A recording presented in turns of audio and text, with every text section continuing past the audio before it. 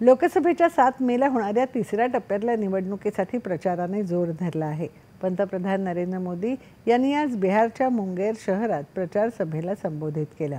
भाजपा सरकारने नेहमीच समाजाच्या प्रत्येक स्तराच्या विकासासाठी काम केलं असल्याचं पंतप्रधान यावेळी म्हणाले। काँग्रेसने मात्र देशाला लुटण्याचं काम केल्याची टीका त्यांनी केली। काँग्रेसच्या हाती सत्ता आली तर हा पक्ष धर्माच्या आधारावर आरक्षण देण्याचं कर्नाटक मॉडेल देशभरात लागू करेल असंही ते म्हणाले।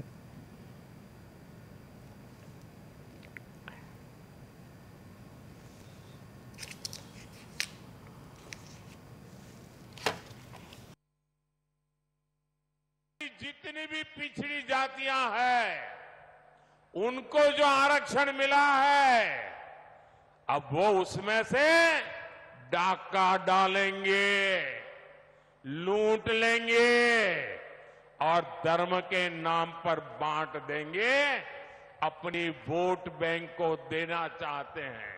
जब तक मोदी है तब तक ये एससी, एसटी, ओबीसी का हक छीनकर धर्म के आधार पर नहीं बांट पाएंगे। त्यापूर्वी पंतप्रधानांनी पश्चिम बंगालमध्येही प्रचार सभा घेतली। काँग्रेस आणि त्यांच्या आघाडीतल्या घटक पक्षांनी नेहमीच मतपेटीचे राजकारण केलं। संविधानाने दलित, मागासवर्गीय आणि आदिवासींना दिलेलं आरक्षण काढून ते मुसलमानांना देण्याचा काँग्रेसचा छुपा अजेंडा होता अशी टीका पंतप्रधानांनी केली। अशा प्रकारच्या कारवाया करणं हे संविधानाच्या विरोधात आहे असं ते म्हणाले। तृणमूल काँग्रेस सरकारने पश्चिम बंगालची प्रतिष्ठा धुळीला मिळवली। टीएमसीच्या कार्यकाळात पश्चिम बंगालमध्ये हजारो कोटी रुपयांचे घोटाळे झाले।